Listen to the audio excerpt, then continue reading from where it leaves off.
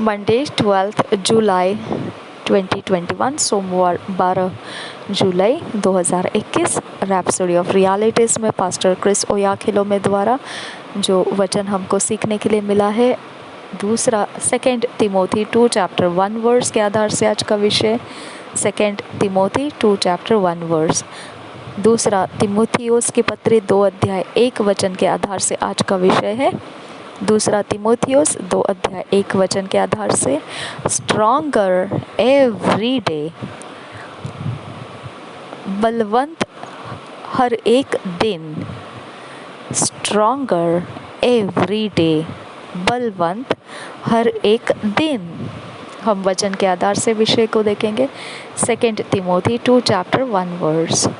Thou therefore, my son, be strong in the grace that is in Christ Jesus.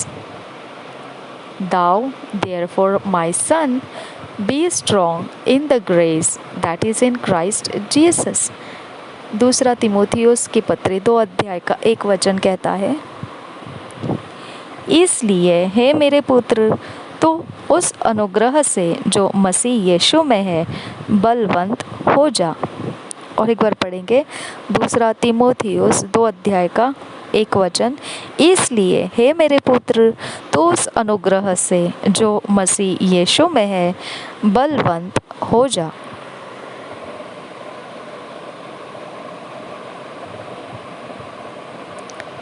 There is no better time to be strong in the Lord, taking advantage of all His might than in these last days. और कोई सबसे उत्तम समय बलवंत होने का प्रभु में नहीं रहेगा जो आज के समय का हमने लाभ उठाना है, उसका संपूर्ण सामर्थ्य को ले लेने का लाभ उठाना है।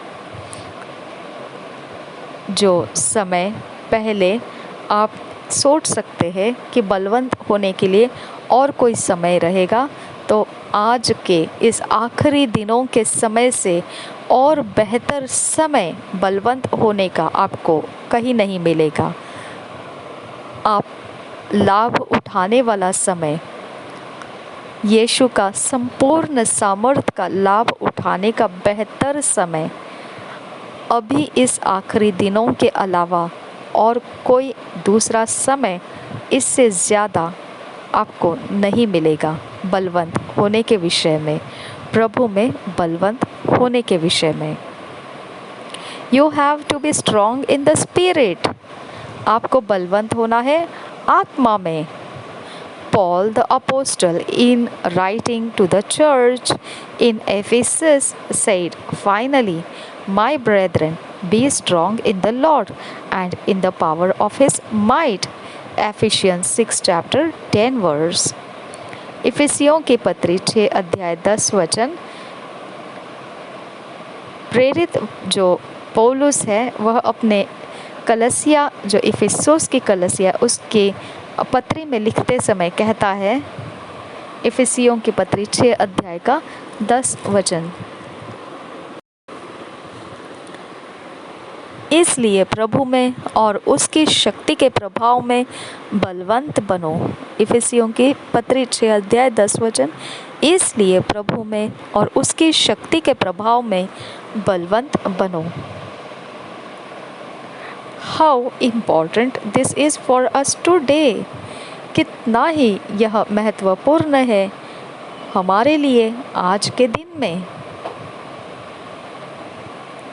There will be a time of testing in your life, and in that testing period, you must remain in the Lord.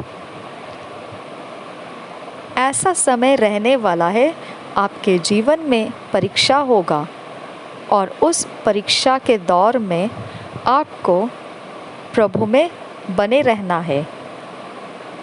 There may be so much happening in your life.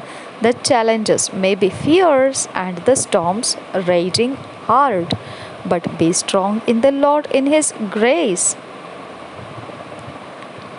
आप इतना कुछ हो रहा होगा आपके जीवनों में, ऐसी चुनौतियाँ आपके जीवनों में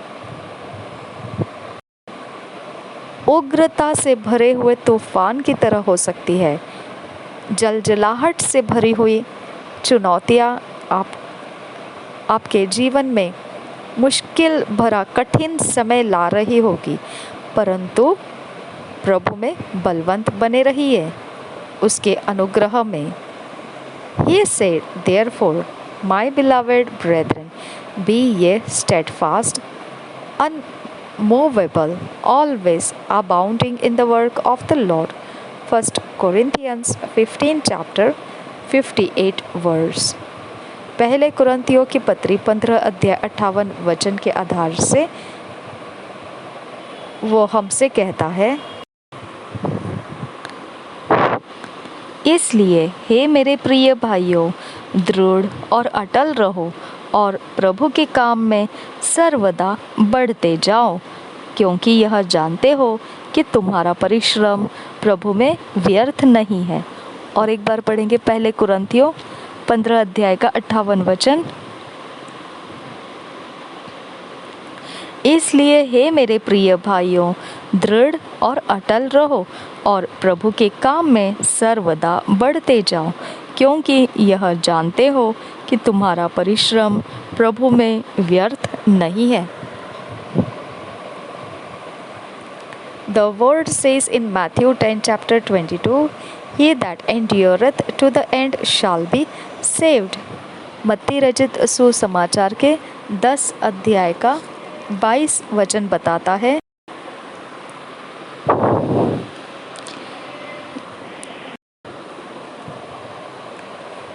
परमेश्वर का वचन कहता है मत्ती रचित 10 अध्याय का 22 वचन में, मेरे नाम के कारण सब लोग तुमसे बैर करेंगे, पर जो अंत तक धीरज धरी रहेगा उसी का उद्धार होगा।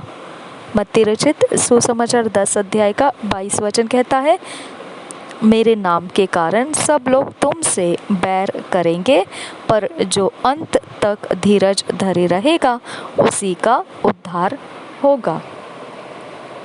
You have to not just finish but finish stronger than how you started. आपने केवल पूरा ही नहीं करना है, बल्कि सामर्थ्य के साथ पूरा करना है, उस बल के साथ पूरा करना है जो बल आप शुरू करते वक्त था, उससे भी ज़्यादा बलवंत होकर आपने अंत करना है। आपको सिर्फ अंत नहीं करना है, बल्कि आप शुरू में जो बल था उससे भी ज़्यादा बलवंत होकर अंत करना है। That's the path of the righteous. वह है धर्मी का मार्ग। It's like the light of dawn which shines brighter and brighter until full day. Proverbs 4 chapter 18 verse. और नीति वचन के 4 अध्याय का 18 वचन के अनुसार, परंतु धर्मियों की चाल उस चमकती हुई ज्योति के समान है जिसका प्रकाश दोपहर तक अधिक अधिक बढ़ता रहता है।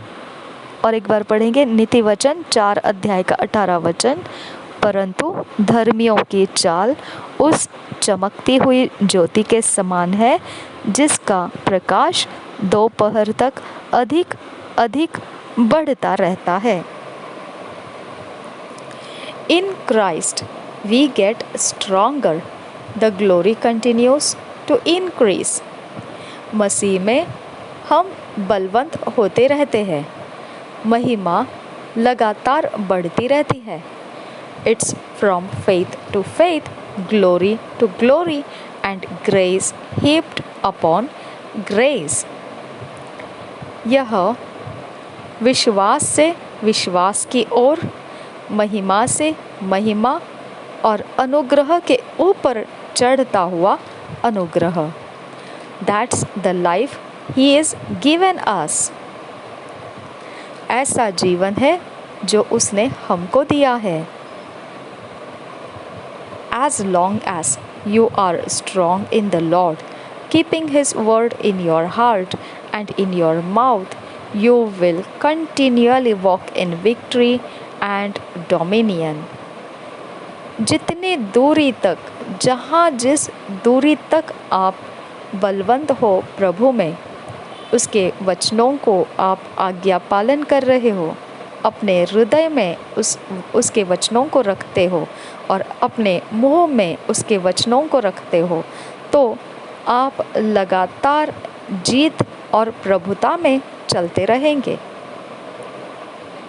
Yes, there are tests, trials, and challenging times in our journey of faith.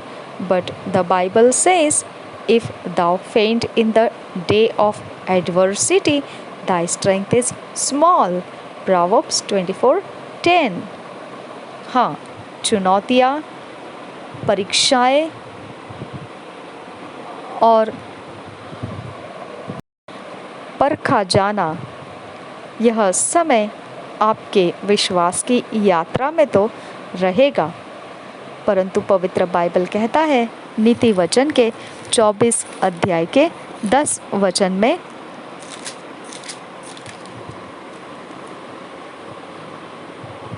यदि तू विपत्ति के समय साहस छोड़ दे तो तेरी शक्ति बहुत कम है।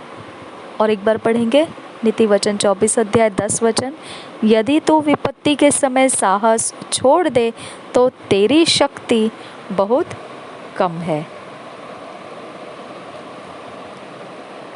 To gripe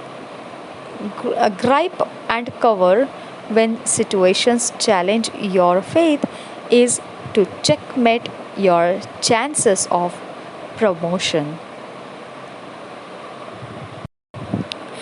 जब आप डगमगा जाते हैं या आप हिम्मत छोड़ देते हैं, जब चुनौती आपकी परिस्थिति में आ जाती है, आपका विश्वास मात किया जाता है, जो आपको अवसर रखा गया है उन्नति का, उसको गिराने में आपका विश्वास हार जाने लगता है। इसके लिए आपको पकड़ के रखना है और आप पूरे ताकत के साथ ठान लेना है। जब परिस्थिति, चुनौती आपके विश्वास के आड़े आता है, वो इसीलिए आता है कि आपको वो निराश करे, आपको निराश करके आपके उन्नति के मौका वो आपसे छुड़वा दे। इसके लिए आपने उस परिस्थिति और चुनौती जो आपके विश्वास पर आ रही है, आपने अपने विश्वास को मजबूती से पकड़े रहना है और ठान के बैठ लेना है और उस विश्वास को टूटने नहीं देना है। जो आपका हार जाने वाला विश्वास अगर हो तो आप उन्नति के अवसर खो देने वाले होते हैं। Recall what the Spirit says in James 1 chapter 2 verse। और एक बार दोहराइए पवित्र आत्मा क्या कहता है याकूब के पत्री 1 अध्याय के 2 वचन में। My brethren, count it all joy when ye fall into diverse temptations. He knows that victory is in our spirit। 1 अध्याय का 2 वचन, हे मेरे भाइयों, जब तुम नाना प्रकार की परीक्षाओं में पड़ो तो इसको पूरे आनंद की बात समझो। हे मेरे भाइयों, जब तुम नाना प्रकार की परीक्षाओं में पड़ो तो इसको पूरे आनंद की बात समझो। वह जानता है जीत आपके आत्मा के अंदर है। Never be overwhelmed by any situation, for there is a strengthener in you, the Holy Spirit। कभी भी घबराइए नहीं, कभी भी आप व्याकुल मत होइए किसी भी परिस्थितियों के बीच में, किसी भी परिस्थितियों के कारण, किसी भी परिस्थितियों के द्वारा विचलित मत होइए, व्याकुल मत होइए, घबराइए मत, क्योंकि आपके अंदर आपको बलवंत बनाने वाला मौजूद है, पवित्र आत्मा। And in him, by him and through him you have overcome. और उसमें, उसके द्वारा और उसमें से आप विजेता हो गए हैं। आपके परिस्थिति को आप हरा दिए हैं, उसके अंदर से, उसके द्वारा और उसमें से आपने आपकी परिस्थितियों को हरा दिया है। Ye are of God little children and have overcome them, because greater is he that is in you than he that is in the world. 1 John 4 chapter 4 verse. Praise God. पहला यूहन्ना 4 अध्याय का 4 वचन कहता है, हे बालकों, तुम परमेश्वर के हो और तुमने उन पर जय पाई है, क्योंकि जो तुम में है वह उससे जो संसार में है बड़ा है। और एक बार पढ़ेंगे, पहला यूहन्ना 4 अध्याय का 4 वचन। हे बालकों, तुम परमेश्वर के हो और तुमने उन पर जय पाई है, क्योंकि जो तुम में है वह उससे जो संसार में है बड़ा है। प्रशंसा हो परमेश्वर की।